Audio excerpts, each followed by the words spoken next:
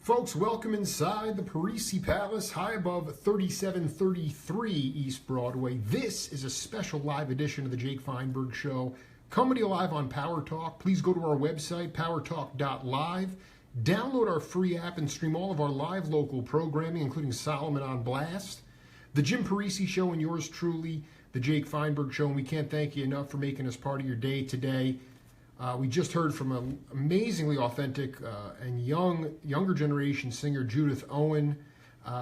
Very high hopes for her. And now it's an honor to bring back to the program a guy whose entire institution has been not only supportive of myself, but to people all over the community of Tucson. One of the most inclusive places in the world, really.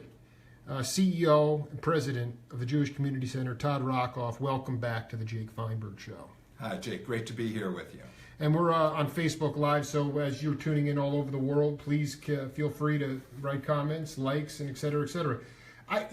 Todd, I wanted to ask you straight off, when I showed up, I don't know, maybe it was a month ago or so, when the first bomb threat occurred at the Tucson J, and there had been a myriad of them all over the country at that point.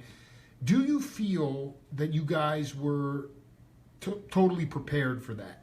You know, we were as prepared as we could be. Our staff does a great job training and retraining ourselves about these kind of situations, and I couldn't be more proud of our team and our members in the way in which they reacted with calm and remaining collected as we gathered the community together and worked our way through what in total was about an hour and a half where we sheltered in place. And I cannot emphasize enough how we tried to make the situation feel normal so that people weren't scared. Yeah. And that was really the outcome. You know, Jake, one of the things that was gratifying to me is we say that our mission at the J is to create a community. And you really got that sense in the room that people felt supported and supportive of each other. There was a point during the lockdown where we brought in water. One of the kids actually came up to me and said, I'm hungry. And I said, well, that's a great idea. We should have some snacks. And it really, it was emblematic of the kind of community that we have at the J and really in the whole greater Tucson area. I mean, going back to your days, talking to an individual here who's grown up through the Jays, has been part of all sorts of Jewish community centers, I believe in Ohio and in upstate New York. But could you? It's one thing to go through a mock run, but what was the most challenging thing about it in real time for you? I mean, you were still there working, but could you talk about? Because this is not, regardless of the person who pulled this off, this is not like going to go away, So just talk about what was in the real time. What was something that was challenging for you? Well, one of the things about training is that you hope that it becomes muscle memory. So when we got the call, and I was called by a member of our member relations team who took the call. We immediately went into action. And action sounds like a very active word, but everyone approached it with calm. Our real-time concern was making sure that we maintained that level of calm, that we maintained the ability to share information with the people that were there with us so that people felt informed about what was going on, about how much longer this would take, what we were hearing from TPD and from the FBI who were on site with us. And I think in doing that, it alleviated what could have been the real concern, is that panic would ensue. And panic did not ensue because I'm fortunate that we have a great staff at the JCC and we have a great community. So people were able to be together and alleviate each other's concern. And if we fast forward to the end, when we got the all clear from TPD, we announced that we were going to reopen. It was about 7 o'clock at night at that point. And, some people chose to stay and finish their workout. Other people actually arrived, planned to come, and they continued to come. I think, our swim team actually finished their practice. The coaches said, we're not done yet. And they said, guys, back in the water. Really? So, there was that sense of at the core of what I think was trying to be done, it was to break down community and to cause disenfranchisement and panic. And what actually happened is it strengthened the community. How do you know that? I know that because attendance has remained strong. People stayed that night. Right. The outpouring of kindness, which is really emblematic of Tucson, has been remarkable. The Ahmadiyya Muslim community came over to the J the next day, the botanical gardens. We've gotten letters and postcards from religious leaders of all faiths, letting them know that they support us. And then several weeks after that, when the Islamic Center was vandalized, we in turn reached out to them. So the Tucson community is strong, and people who set out to do that kind of scare tactic or create upsetment don't do that, and we just all banded together through kindness. There was a group of citizens that came one Saturday morning and chalked our entire front plaza with messages of support and of love and of standing together, and together we've stood and we've moved forward, and we're making plans for summer, we're making plans for the fall. We have a big membership drive coming up on Sunday. Camp is registering. Our early bird discount ends this week, and people are looking forward to more opportunities to be together at the Tucson J doing remarkable programming and learning and growing together. Well, one of the things that I think people need to be aware of is that, and you pride yourselves on this policy where you don't have to necessarily, if I'm taking my daughters to swim, you don't have to check in. If you're a member, you can go into the facility. You walk through the front doors of the place. So it's a very open place. And to me, it was like that night, what it said to me was, are these kinds of threats going to have to, make it more of an orderly kind of thing where you have to sign in, where you have to take account of who's coming into the place? Have you, I'm like, for instance, I noticed that there was a security guard there last week, for instance, he was checking, but I mean, have you made some adjustments, adaptations based on these recent events at all? So at the core, the J will remain a warm and welcoming place to all. That won't change. Prior to all of the threats, we had already added some new measures to our security. So starting in early January, we have added to the number of security guards that we have, and there are several other things relating to cameras and procedures that have and will continue to evolve. But what we want the end result to the member to be is that they still experience a warm and welcoming and community feel. So every decision we make gets filtered through both safe and secure and warm and welcoming. And those two end up being interchangeable. I just would like you to speak to all the CEOs and all the presidents of all community centers in the country. It could be JCCs, but ultimately we all, in my mind, we all are all one human race. Even though there are attempts all over the place to always divide the other, you're the other. Can you give some words of inspiration to somebody, God forbid anything actually goes down, I mean, where there's actually a terrorist attack, but can you talk to people all over the world that are in positions such as yourself about how to lead in a situation like this? All I can say is that the approach that I took and my team took was to remain calm, remain positive, remain confident in what we're doing, and be focused on our members and guests that were there, and make sure that that philosophy of warm and welcoming really carried into the room that we were, the way in which we talked to people. We maintained a virtual open door. Anyone who wanted to talk afterwards or debrief in the coming days, we made sure to take care of that. And I think it's really important to also acknowledge that we also wanted to make sure that our staff had a place that they could talk. That's because right. For all of us, as human beings, when it was all over, you sort of have that moment of, my goodness, did that really just happen? Right. And you have to have a way to unpack that for yourself. So really focus on the humans and recognize that, we say that our service theme is we create community based on Jewish values by providing the highest quality of programs and services in a safe and secure environment for all people of all ages. And if we focus on that, that informs almost everything that we do. Talking to Todd Rockoff here on the Jake Feinberg Show live on Power Talk. We've already had a tremendous response on Facebook Live. Continue the comments pouring in, people joining up. How proud are you of the fact that the JCC Recreation and Gym was voted #1 in Tucson?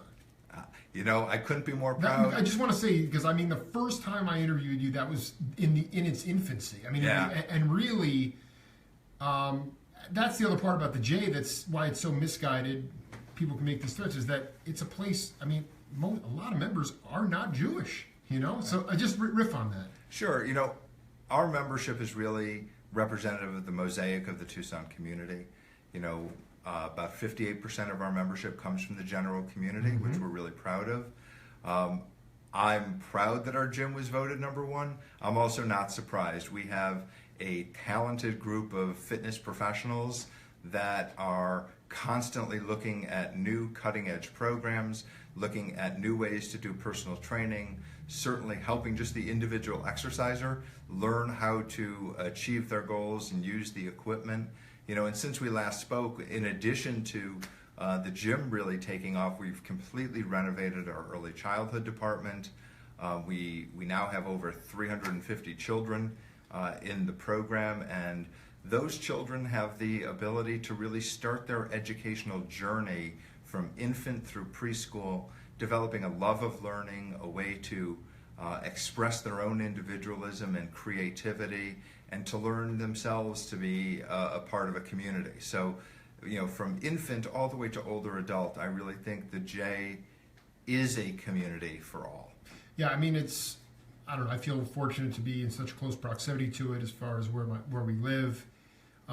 There's also a building, the Jewish Federation of Southern Arizona is expanding. Mm-hmm. Okay.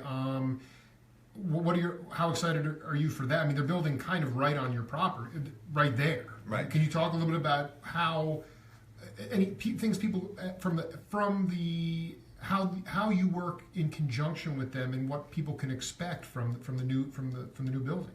Sure. The Federation, Jewish Federation of Southern Arizona, is building a new building in the northwest corner of the property. The Jewish Foundation of Southern Arizona is going to share that building. And the nice thing is we've created synergy through their building. They're going to have a multi-purpose room that the JCC is going to help manage so that we can expand if there's overflow demand. We can go in both directions. The Federation, the Foundation, and the J really work collaboratively, not just from a funding perspective, but also from a vision perspective, from a collaborative perspective. The three of us together have led an initiative to look at people with special abilities in our community and trying to vision what other services we can provide in the future. So I think there's nothing but good in their building a new building and our continued partnership and relationship together. You can personalize this, but I also, just speaking about it from the sort of the internal, the Jewish mindset, is that amidst this time of uncertainty, within the world, within our country, it seems to me like the Jewish people continue to grow. Mm-hmm. They expand their families, but there's also a commitment to say, we're going to keep building. We're going to continue to grow. We're going to continue to diversify in the midst of uncertainty. Mm-hmm. Talk about where that comes from in your own understanding of Judaism and that. To me, it's a tenacity that is, instead of cowering or limiting your view, mm-hmm. you say, no, let's expand. There's a parable, and I'm probably going to get part of the story wrong. It's all right. But there's a parable that a rabbi taught in ancient times about that there's a moment of uncertainty when you're climbing a ladder. And that moment of uncertainty exists when one foot is ascending to the next rung and you're not sure where it's going to land. And it's in those moments that you really test your wherewithal. And I think that, we've made the decision that in that moment of uncertainty, when one foot's not quite on the ladder, that we're going to reach for that next step. And that's really what I think we've tried to do as an organization, is continue to evolve. So you're rooted in tradition. When we're talking about our values, those are our traditions, but we're not satisfied with the status quo. So keep yourself rooted in your tradition and ascending to higher levels, whether that's expanding programming, trying to serve more people, trying to create new activities, trying to build more buildings. We just completed a big renovation of our fitness facility in early childhood, and as that was completed, we said to ourselves, what's next? And what are we going to look at? How can we better provide service to our community? And maybe that will be building, maybe that will be looking beyond our walls at how do we better serve the community outside of the JCC, but through the JCC? And what other partnerships can we create? So in the last year, we have created a new partnership with the Tucson Symphony. We have a program four times this winter of a program they do called Just for Kids, which is a children's concert on Sundays. We've created new partnerships. We're doing a social action program with the Pio Decimo Center, which is operated by Catholic Charities, where last Sunday we had a group of volunteers go down and paint transitional housing units. We've developed partnerships with the Eller School. We have a deep partnership with Tucson Medical Center. So growth takes many forms. And I think that the more partnerships you have, the stronger you are by working together.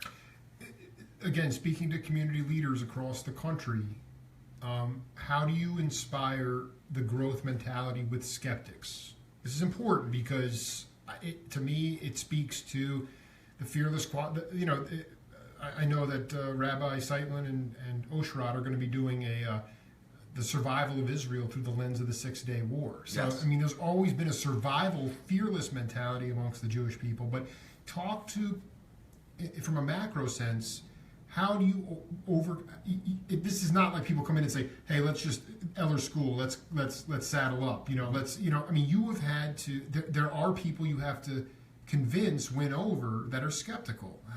What are some things what are some techniques that you can share with other people in your position? I think you believe in your vision, and then you set out a path to achieve it. I think that, you can't wait. People talk about engagement as a buzzword and tend to say we want people to engage with us. And I think that philosophy is backwards. I think if you want to really engage, you need to go out and engage with people. And so part of the approach is going out and seeking those partnerships and recognizing that if you have a vision and you want to achieve a goal, it's not just about you, it's about what's in it for both partners and how are we both going to benefit and how are we both going to advance our shared vision and our shared values. So I think it's really about creating an engaging outward approach, believing in your vision, and then being committed to listening to your partner, right, to recognize that it's not just your way. It's not just a pitch for you. Right. It's do you consciously, is that something that you've learned over time, or is that something, because that is there's always this fine line between wanting to get what you think is, you want, there's a thing there where you want to gain their support, but do you try to go to them first to see what they're seeking? Is there a way to sort of figure out? I think it starts with a conversation, and I think there's a getting to know you. There's articulating what you want, listening to what they bring to the table, and then recognizing that through collaboration you're not giving up power, but you're gaining strength. Right.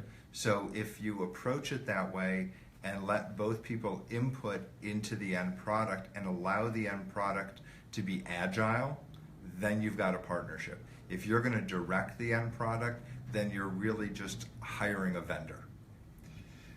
This is, Todd Rockoff is making everything very clear this morning on the Jake Feinberg Show. I wanted to ask you about a couple of things that you feel, this always happens. I was talking to Stu Mellon the other day, and he was talking about the outreach program that you might be involved with, but I know that the Jewish Federation of Southern Arizona provides meals for Homer Davis on Fridays, and this is one of these things that just doesn't seem to rise up to the level where it gets out in a fashion where people understand that.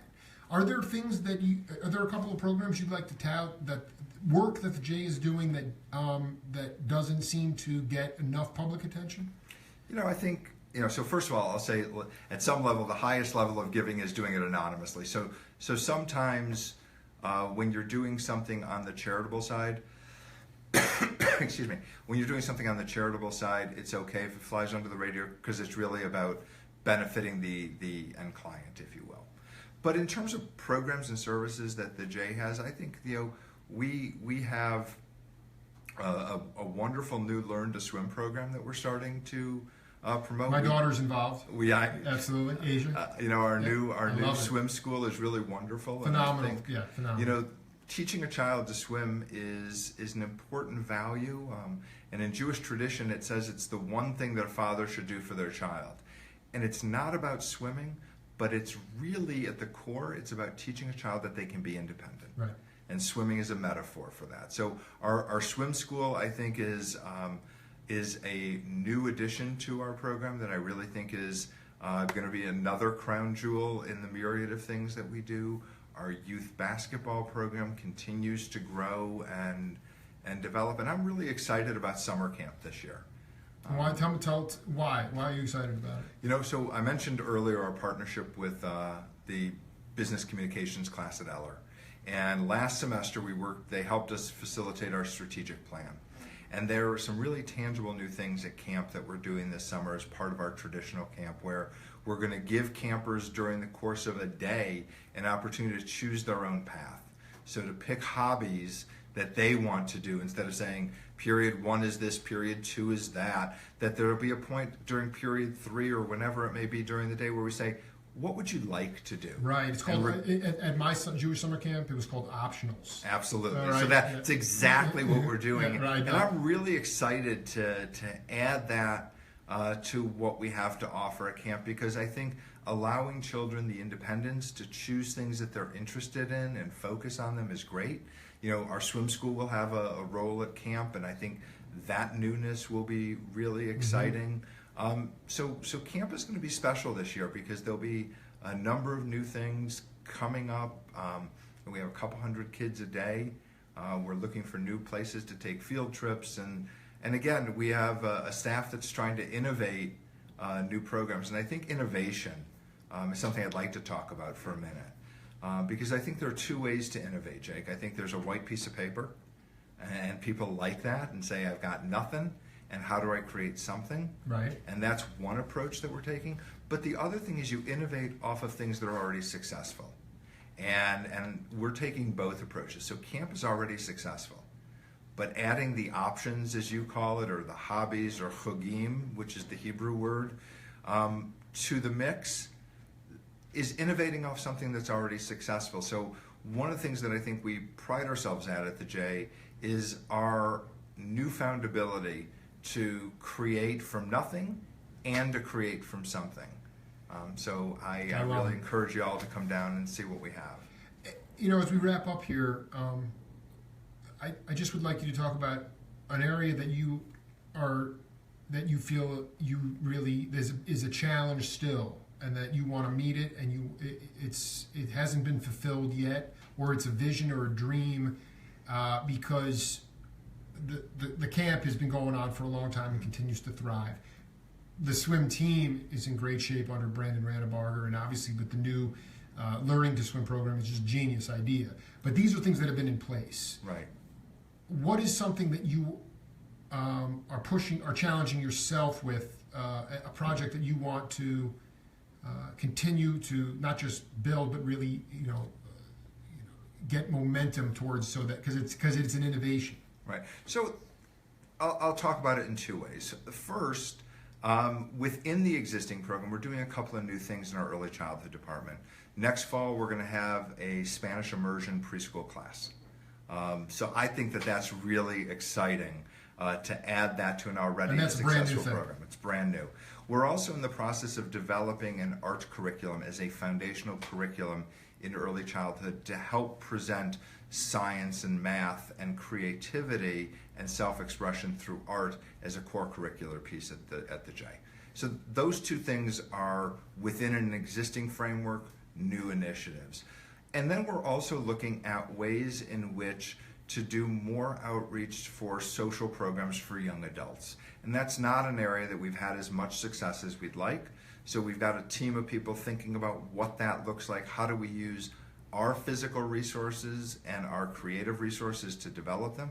And at the same time, where can we partner? Who's doing well at those kind of programs, and where can we create new relationships to help that? You're not even referring to your special needs programs. You're talking about just young adults. Just young adults, correct. Opportunities for work, opportunities for socialization, really. It's so interesting. That's just such a fascinating. And so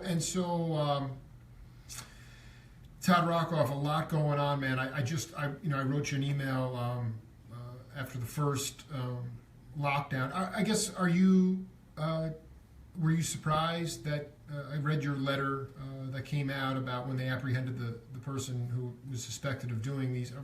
Is it amazing to you that he was in Israel and he was able to do all this?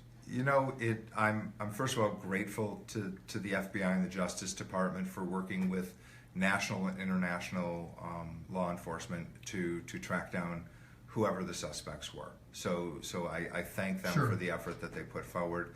It was disheartening to see that was the case, but if in fact the suspect is the person, then I'm grateful that they're under custody.